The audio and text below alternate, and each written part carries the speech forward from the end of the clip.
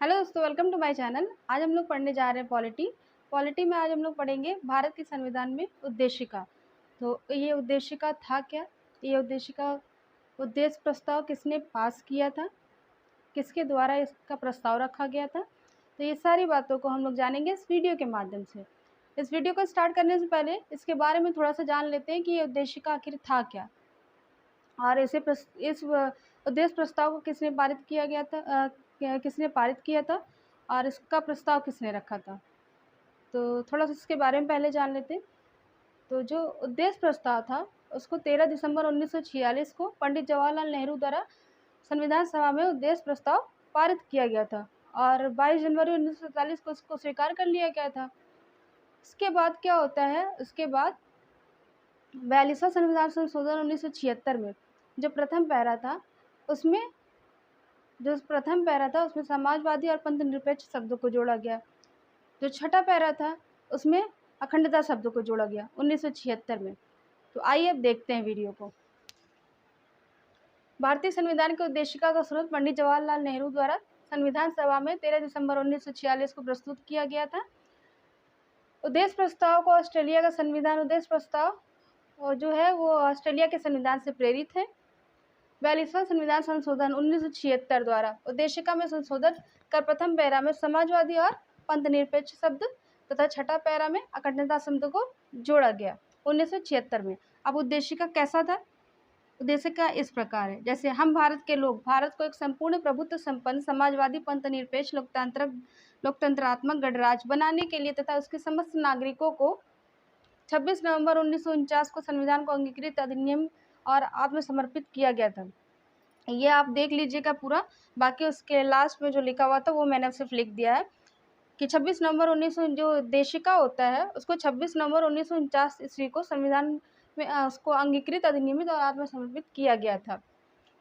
तो क्या उद्देशिका संविधान का अंग है?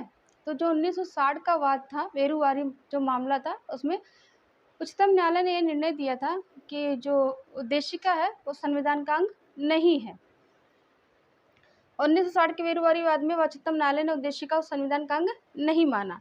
न्यायालय के अनुसार उद्देशिका जो है वो संविधान निर्माताओं के मन मस्तिष्क को समझने और जानने की एक कुंजी है।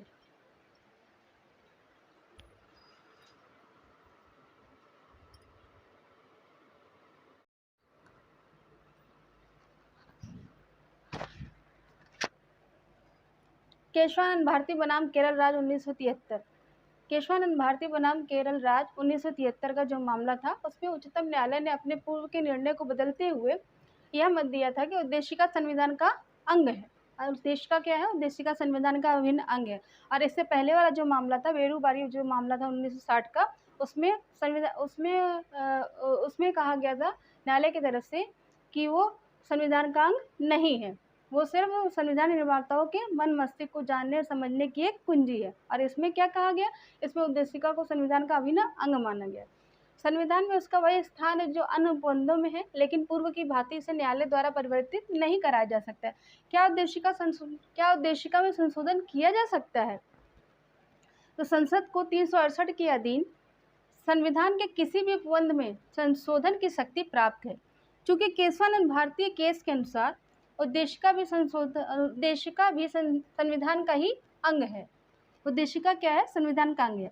अतः इसमें संविधान के अन्य उपबंधों के भांति संसद संशोधन कर सकती है, लेकिन सुप्रीम कोर्ट ने यह स्पष्ट किया है कि उद्देशिका के उस भाग में आप संशोधन नहीं किया जा सकता है जो संविधान के आधारभूत ढांचे में सम्मिलित है। इसी आधार पर 42वां संविधान संशोधन 1976 के द्वारा 3 शब्द को जोड़ा गया था। कौन कौन से शब्द थे? समाजवादी, पंथ निरपेक्ष और अखंडता शब्द।